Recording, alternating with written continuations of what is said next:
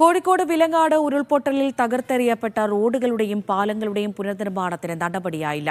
പ്രകൃതി താണ്ഡവമാടി 7 മാസം കഴിഞ്ഞിട്ടും പുനർനിർമ്മാണം ചോദ്യചിഹ്നമായി നിൽക്കുകയാണ്. സർക്കാരിന്റെ നിസ്സംഗതയുടെ തെളിവായി മാറുകയാണ് തകർന്ന റോഡുകളും പാലങ്ങളും. വിലങ്ങാട് ദുരിതഭൂമിയിലൂടെ മീഡിയ 1 നടത്തുന്ന അന്വേഷണം.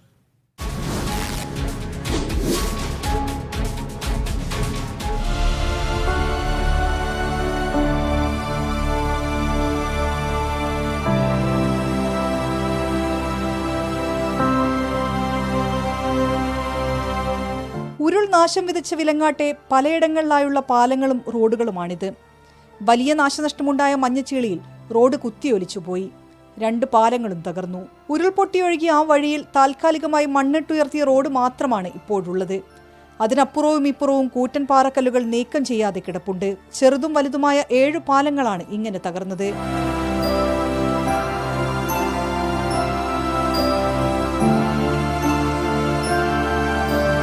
വിലങ്ങാട്ടെ ജനങ്ങൾ കോഴിക്കോട്ടേക്കും കണ്ണൂരിലേക്കും ഒക്കെ പോകാൻ ആശ്രയിക്കുന്നത് ഈ ഉരുട്ടിപ്പാലമാണ്. ആ പാലവും ഇങ്ങനെ തകർന്നു കിടക്കുകയാണ്.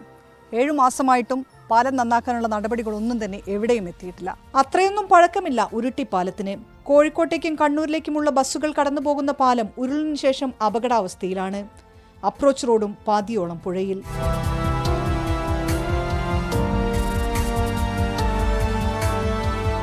ഉരുട്ടി, വിലങ്ങാട് ടൗൺ തുടങ്ങി പാനോത്ത് വരെ വിവിധയിടങ്ങളിൽ റോഡും തകർന്നു. അറ്റകുറ്റപ്പണികൾ ഇനിയും വൈകിയാൽ പൂർണ്ണമായും റോഡില്ലാതാകും.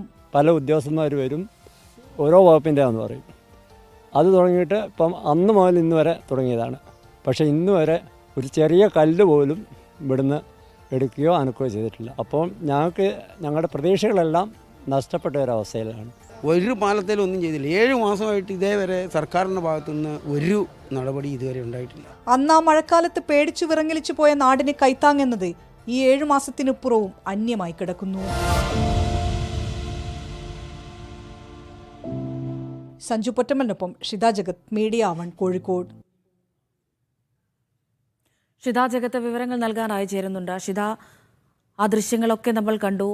ദുരന്തം നടന്ന മാസങ്ങൾ പിന്നിടുമ്പോഴും ഇപ്പോഴും അതുപോലെ തന്നെ നിൽക്കുകയാണ് ആ ഓർമ്മകൾ.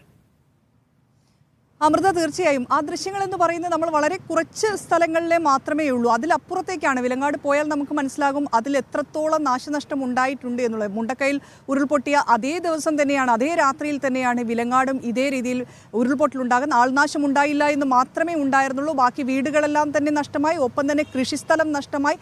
ആളുകൾക്ക് താമസിക്കാൻ പറ്റാത്ത 125ഓളം വീടുകളാണ് ഇപ്പോൾ ആ ഭാഗത്തുള്ളത്.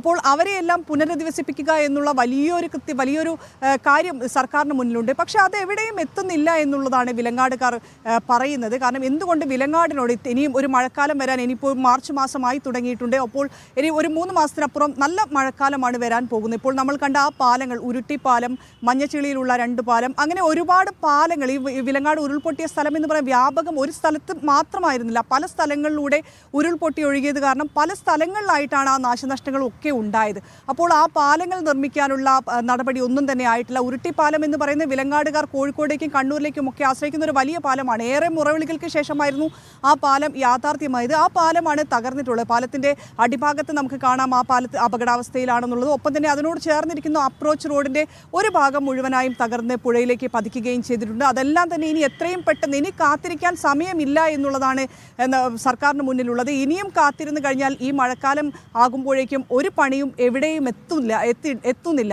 അപ്പോൾ അത് തന്നെയാണ് വിലങ്ങാടുകാർ പറയുന്നത്. ഞങ്ങൾക്കിനി പ്രതീക്ഷയില്ല എന്ന് നമ്മൾ ചോദിക്കുന്ന ആളുകളൊക്കെ പറയുന്നത് നമുക്കിനി പ്രതീക്ഷയില്ല എന്നുള്ളതാണ്. എല്ലാവരും വന്നു കണ്ടു.